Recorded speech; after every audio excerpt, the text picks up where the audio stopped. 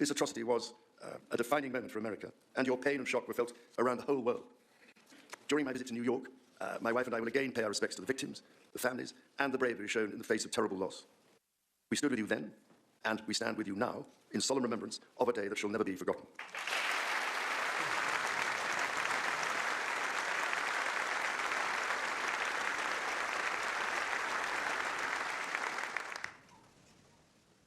In the immediate aftermath of 9/11, when NATO invoked Article 5 for the first time, and the United Nations Security Council was united in the face of terror, we answered the call together, as our people have done so for more than a century, shoulder to shoulder, through 2 world wars, the Cold War, Afghanistan, and moments that have defined our shared security. Today, Mr. Speaker, that same unyielding resolve is needed for the defence of Ukraine and her most courageous people.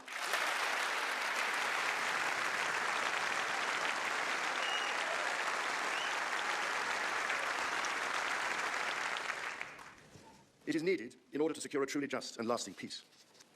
From the depths of the Atlantic to the disastrously melting ice caps of the Arctic, the commitment and expertise of the United States Armed Forces and its allies lie at the heart of NATO, pledged to each other's defence, protecting our citizens and interests, keeping North Americans and Europeans safe from our common adversaries.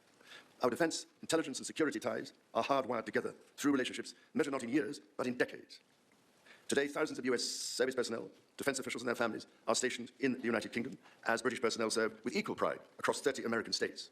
We are building F-35s together, and we have agreed the most ambitious submarine programme in history, AUKUS.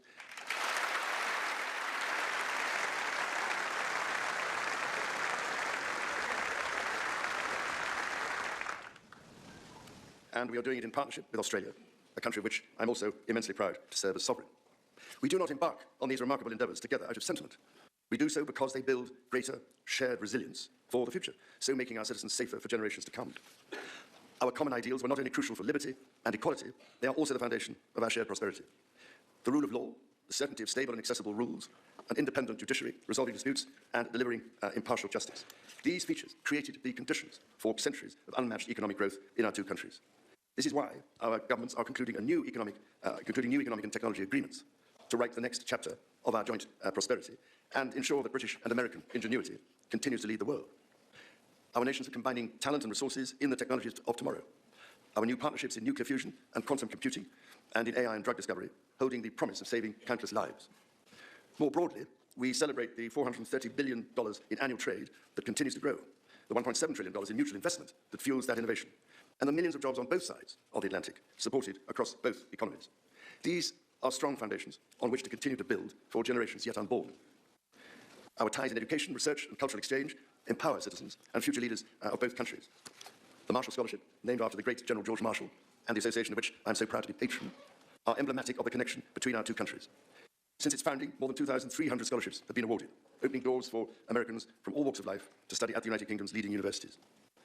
So as we look toward the next 250 years, we must also reflect on our shared responsibility to safeguard nature, our most precious and irreplaceable asset.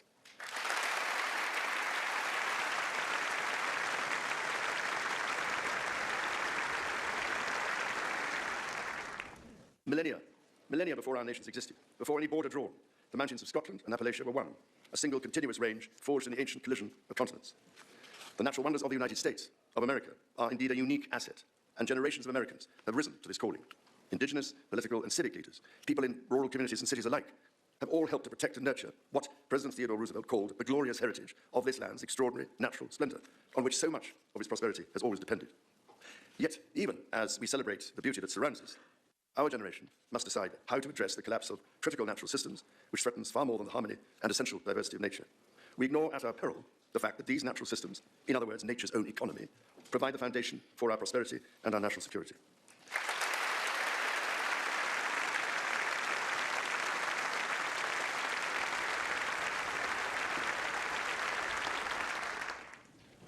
The story of the United Kingdom and the United States is, at its heart, a story of reconciliation, renewal, and remarkable partnership.